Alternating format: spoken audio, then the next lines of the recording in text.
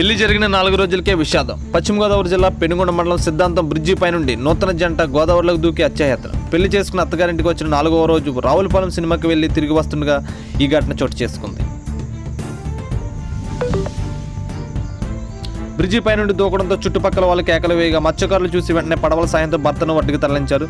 భార్య ఆచూకీ కోసం గాలింపు చర్యలు చేపట్టారు.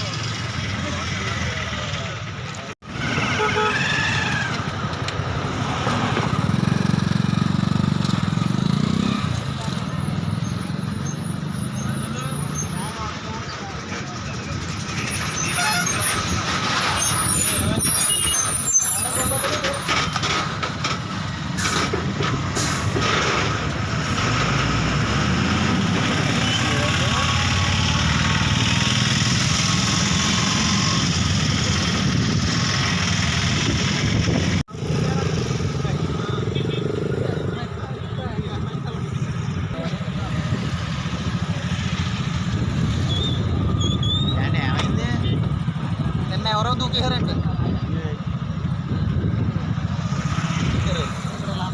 చూడాలి ఎవరైనా ఆడపడుతుంది ఎట్టారండి.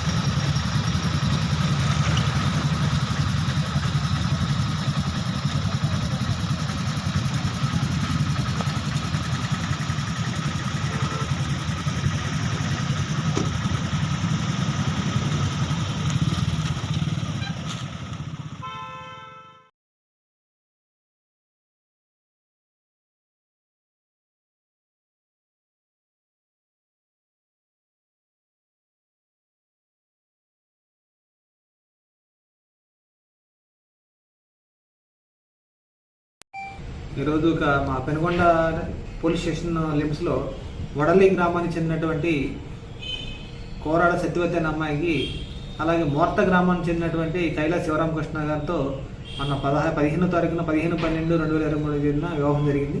వాళ్ళిద్దరూ అక్కడ అయిన తర్వాత ఇక్కడికి వడలి గ్రామం వచ్చి 19వ తారీఖున 2 గంటలకి సినిమాకి వెళ్ళి వస్తామని చెప్పి మన రావులపాలెం వెళ్ళడం జరిగింది. అక్కడ తర్వాత వాళ్ళు రిటర్న్ జర్నీ వచ్చేటప్పుడు ఇటు వచ్చిన తర్వాత మళ్ళీ అక్కడ ఫోన్ వస్తే వాళ్ళ ఇంట్లో వచ్చేస్తామని చెప్పారు. తర్వాత 6 గంటలకి మళ్ళీ ఫోన్ చేసి సెల్ స్విచ్ ఆఫ్ వచ్చిందని చెప్పి తర్వాత అక్కడ బండి గోదావరి బ్రిడ్జ్ మీద పెట్టి ఉందని చెప్పి దాని మీద మాకు కంప్లైంట్ వస్తే దాని మీద మన హైవే మొబైల్ అందరూ కూడా వెళ్ళి చూశారు. ఎవరో గుర్తులేని 2 వ్యక్తులు ఒక వ్యక్తి దూకేసారని చెప్పారు. దాని గురించి మేము సెర్చ్ చేయగా రాత్రి ఒక వ్యక్తి గోదావరిలో కొట్టుకుపోతుంటే అతన్ని అక్కడ ఉన్నటువంటి అగ్రికల్చర్ క్షేత్రాలు బోట్లు వేసుకుని వెళ్ళి అతను కాపాడడం జరిగింది. అతను ఒక్కడనే రక్షించగలిగింది. అతను చెప్పిన స్టేట్మెంట్ ప్రకారం తన భార్య భర్తలకు ఇద్దరు గొడవపడి చచ్చిపోవాలని ఉద్దేశం ఇద్దరం కలిసి దూకేసామని చెప్పి చెప్పడం జరుగుతుంది. ఇంకా ఇన్వెస్టిగేషన్ ఉంది. ఇంకా అమ్మాయి అయితే బాడీ ట్రేస్ అవ్వడం కానీ అటువంటి జరగలేదు. ఈ చర్చస్ అందరితో జాలతో అందరి చేత చర్చలు జరుగుతుంది. దీని మీద పూర్తిగా ఇన్వెస్టిగేషన్ చేస్తాం. అబ్బాయి ప్రస్తుతానికి హాస్పిటల్లో ఉన్నాడు, డిశ్చార్జ్ చేయాలి. నేటి సమాజంలో జరుగుతున్నటువంటి వార్తా విశేషాలను తెలుసుకోవడానికి మా ఎన్ఆర్ తెలుగు టైమ్స్ యూట్యూబ్ ఛానల్ను సబ్స్క్రైబ్ చేయండి, లైక్ చేయండి, షేర్ చేయండి, కామెంట్ చేయండి.